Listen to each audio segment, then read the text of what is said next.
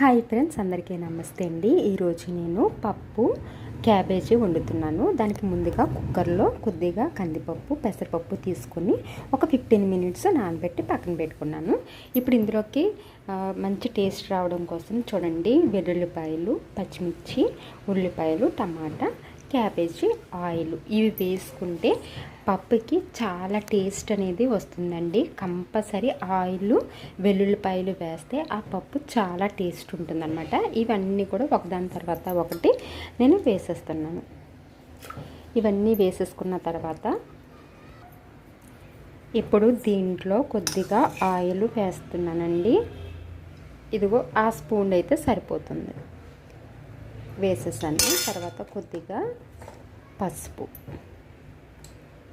కొద్దిగా కారం,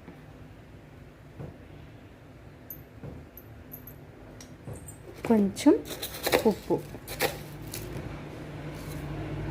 వేసేసుకొని మూత పెట్టేసిన తర్వాత విజిల్స్ ఒక 5-6 అయినా విజిల్స్ ఇచ్చుకోవాలండి.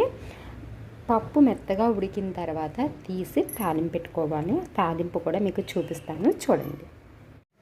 ఇప్పుడు చూడండి, పప్పు క్యాబేజీ బాగా ఉడికిపోయింది కదా. దీన్ని పప్పు గుత్తిపెట్టి మెత్తగా మ్యాష్ చేసుకోవాలి. తర్వాత తాలింపుకి ఏమేమి కావాలో చెప్తున్నాను, చూడండి. ఆయిల్, తర్వాత కొద్దిగా జీలకర్ర, ఆవాలు, ఎండుమిర్చి, కరివేపాకు, కొద్దిగా ఉల్లిపాయలు, కొంచెం కరివేపాకు. ఇవి ఉంటే చాలండి, మనకి తాలింపు రెడీ అయిపోతుంది. ఇప్పుడు ఆయిల్ మరుగుతుంది కదండి, అప్పుడు మనము ఈ ఆవాలు, జీలకర్ర వేసుకోవాలి. అవి వేగుతున్నప్పుడే మనము వెల్లుల్లిపాయలని దంచుకొని అవి కూడా వేసేసుకోవాలి.